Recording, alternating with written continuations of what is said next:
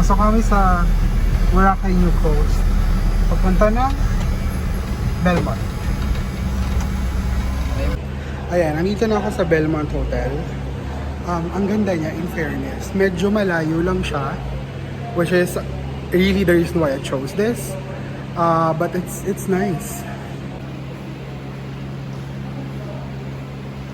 Yan yung facade na sasalubong sa'yo. Tapos, dito yung reception area. Yung concierge nila. Tapos, meron din silang exclusive hop and drop na talagang for Belmont Hotel guests. So, yun yung schedule. I was told that it's reservation required. It must be arranged 3 hours beforehand. So, ayun. Kasi nga medyo malayo siya and it's gonna be a task para pumunta at magpa-pick up here. Pero meron ako nakita na may hop off, hop on. So, I think that's okay. But yeah, ito yun.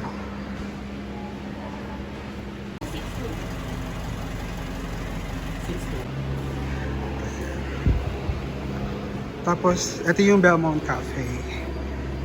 Dito mag-breakfast, tapos meron din sila mga pagkain and all. So, makikita natin tomorrow yan. Ayan. So, sarili rin silang ATM. At sandamakmak na ice cream. Alam ko yung mga activities and stuff dito eh. Okay, ito pala yan. Ayan, so, kung gusto mo magpabook ng activities, merong pwede rin dito. Alas 3 pa yung check-in. Pinipilit ko sana na bayaran na kasi pagod na ako talaga. Hindi pa raw maayos. So, check muna natin itong Belmont Cafe for lunch. Ayan, may mga a la carte kasi sila. So, let's see kung anong pwede makain. So, ito yung menu nila. All day breakfast. Not bad, no?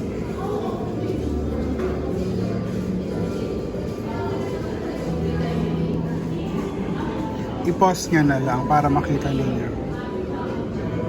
Pero gusto ko yung shake. May nakita akong shake kanina. So, magsha-shake ako.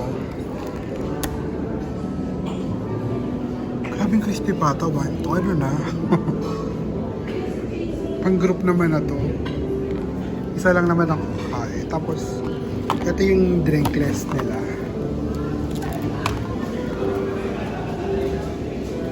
So, hindi, dahil alam nyo hindi ako umiinom. At ayoko ng kape. Fruit juice tayo. Ito may soda. Tapos yung fresh fruit. So, ito yung gusto ko ng mango. Kaya na kukunin natin. Ito yung Belmont Cafe. Lunch time. Kaya walang masyadong tao. Pero, it's cozy. Pasang chill ng feeling. Ayan, madami naman pala. So, kumuha ako nung chicken with veggies. Tapos, fried rice lang para lang may lunch. Tapos, thank you. Tapos, mango shake. Thank you. This will be our brochure for this one. It is our Wi-Fi access. Just type this one, guest and beach Boracay. And this one is our shuttle service. From here, hotel going to Jollibee Timor. And Jollibee Timor coming back to the hotel. And for this one, all our facilities located here at the main building, second floor. This one. Okay. And for our activities, from Frisbee time going down, this is for free. Just approach us for the reservation of this one. And regarding for this one, reminders, all rooms strictly non-smoking, including balcony. Okay, thank you. Ayan, quick tour sa room ko dito sa Belmont Hotel. So, pagpasok mo, ayan na siya. Pero let's start sa room. Nagamit ko na to, pero yan, may bidet. Yan. Pero parang walang toothbrush or something. I'm not sure. So, yun yung CR. Tapos merong hair blower. Tapos, ayan, yung mga gamit ko. Merong bathrobe. Lalagyanan, I think, lalagyanan ng maleta. Tapos, wala silang bottled water. Ang sabi sa akin, meron daw parang water dispenser malapit sa elevator and then just use that to get the water. Parang ganun. Tapos ito, very straightforward lang na room. Tapos wala naman siyang view. Another building lang. But yeah, It's pretty okay. I mean, tutulugan lang naman talaga siya. So, it's pretty okay. I got this from Agoda ng 5,000, 2 nights, pero walang breakfast. So, I asked yung breakfast, 850 daw per buffet breakfast. So, ayun. And let's check out yung breakfast buffet dito sa Belmont Cafe. So, marami silang pero this is their breakfast buffet. Tapos yun. Kumain ako dito ng lunch the other day, pero yeah. Good morning. Yung breakfast nila is from 6 a.m. till 10 a.m. Savory water, congee, tinapay. Ito masarap. Ano kunchinta? Tapos salads, fruits, tapos cereals for kids or kung adult. So, yun, may pancake. Ito plain rice, bami,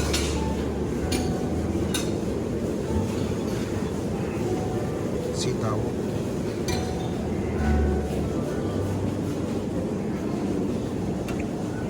Chicken sausage. Tapos isda, eggs. Yung egg station ata nila. Si Kuya. Good morning po. Si Kuya yung gagawa. Ayun. Thank you. So, ito yun yung breakfast nila. Wala pang masyadong tao. So, ayan. Kain tayo. Yung mga magagawa mo sa Belmont. So, ayan. Meron silang pamphlet na bibigay. Yan. Yung cafe opens at 6 a.m. till 10 p.m. Yun yung galing tayo kanina. In-room dining, meron tawag ka lang. Tapos yung may beach bar yun sa New Coast Beach, yun galing tayo doon. May playroom dito. Meron swimming pool sa second floor. I'll go there later. Fitness center, nandun din, tsaka yung promenade. So I'll be able to I should be able to go there later. Meron din silang access sa party pool and chamber pool bar ng Savoy Hotel. Pupuntahan natin yun mamaya kasi mag-check out na ako dito sa Belmont and I'll be moving to Savoy Hotel. So we should be able to see that. Tapos ayan.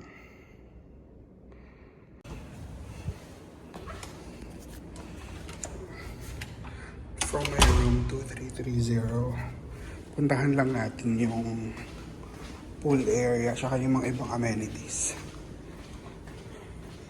Ito yung parang courtyard nila.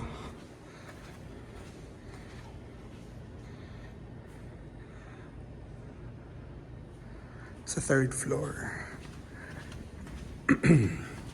Yan. May nakalagay na exit. To the left, andyan na yung mga elevator.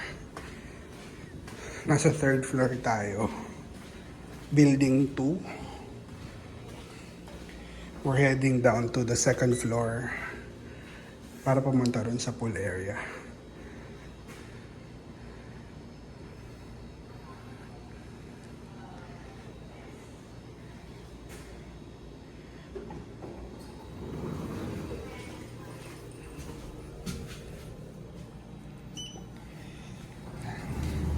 Dito tayo sa courtyard. Second floor yung access sa Cluster 3 beachfront, gym, aqua spa, pool, tsaka yung promenade, tsaka yung bar.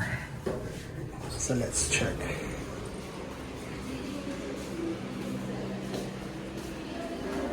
Doon pala yun. Dito pala yung yung staircase sa baba. Tapos yung lobby. Dito pala yun. Diba? It's pretty. Tapos paglabas mo sa elevator, go to the left. Dito na yung aqua spa, shore, fitness center, pool deck, pool bar, locker room here. So, subayan lang natin siya. Ayun na, nakikita ko na yung pool dito.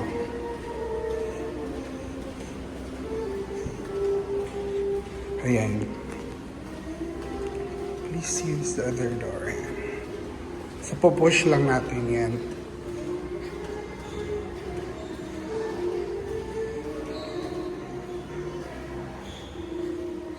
Ayan.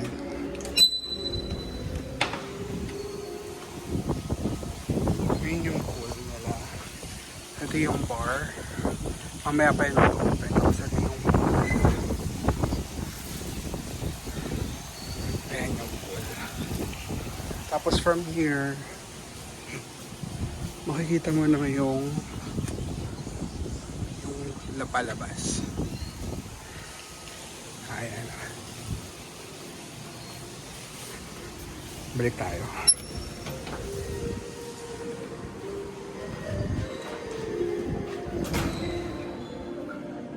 Ito yung gym. Pumunta ako dito pero ito yung mga amenities dito nakasama sa pag ayan.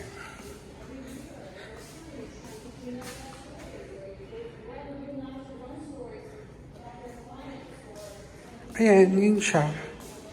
Mga amenities that you can find dito sa Belmont as part of your stay. Ayan, merong libre. Thank you! Thank you, Angela! May libreng... Kasi magka-transfer ako sa Savoy. So, from Belmont, may libreng transfer pupunta ng Savoy. Thank you, Kuya! Salamat po!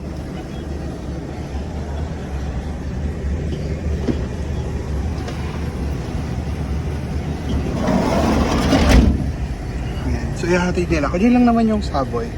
Kailan kasi mainit. So, okay na. At least nahatid. So, ayun. Thank you po!